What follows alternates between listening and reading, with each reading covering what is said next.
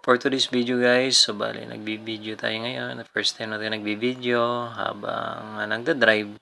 So sinusubukan ko yung aking nabili dito sa TikTok, yung neck holder. So nabili ko lang siya ng 100 megabit. So bali sinubukan ko siyang gamitin kung ano yung kalalabasan dito. Yan, may nakita tayong tropa kaso nga lang hindi ko na siya nakakausap.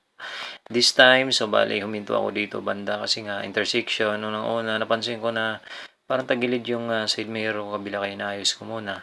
So yun nga, after that, so may dire-diretso na tayo at kailangan natin huminto rito para at least magiging safe din tayo kasi dyan nagkakaroon ng problema kapag intersection. Maraming nadidisgrasya yan. At this time, so may sumingit sa akin. So kilalang kilala ko to. Isa tong tropa at kakilala. So, yun nga, hinayaan ko na lang siyang sumingit at sinubukan siyang habulin para at least makuha na ko siya ng video kasi sabi nga niya, kailangan daw niyang mauna para at least makuha siya ng video. So, ito na nga, no, nag-sign siya ng face. So, nakakatuwa naman at yun nga, sabi ko nga sa kanya na kailangan ng yung closure at least makuha siya. So, yun, natupad naman yung gusto niya. Yun, habang dito naghihintay kami ng go signal sa ating security guard dito sa may intersection kasi nga mas marami dito incident na nangyari. Yun nga, dahan-dahan na kami umusad dito banda. So, yun, dire-diretso pa rin. Siyempre, kailangan natin magdahan-dahan dahil dito ay maraming mga motor. So, marami naglalabasan din dito galing sa iba't ibang company. Sa iba't ibang lugar kung dumadaan dito. So, need natin mag-ingat. At siyempre, wag natin isiksik pa yung sarili natin kasi masasaktan lang tayo. Chares! Pinaghuhugutan. So, this time, so nakakalabas na tayo sa gate na main gate. I mean, gate 3. So, yun, nandito na tayo sa main road.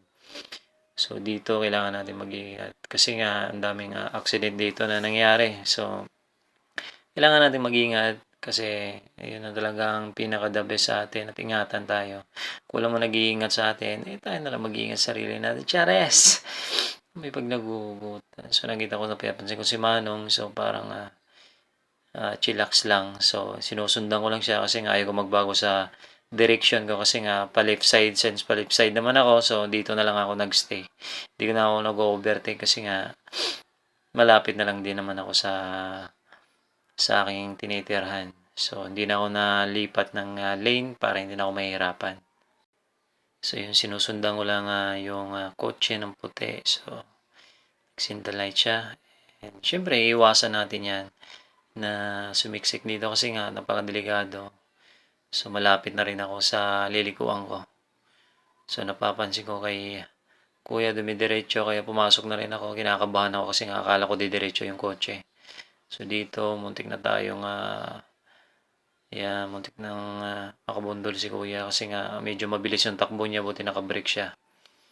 Napakaganda pa rin yung mag-ingat talaga at alisto kung ano yung dinadaanan, especially sa mga nagmumotor. Kasi napaka-risky para sa atin talaga. Kaya yun. Thank you for watching. Bye-bye!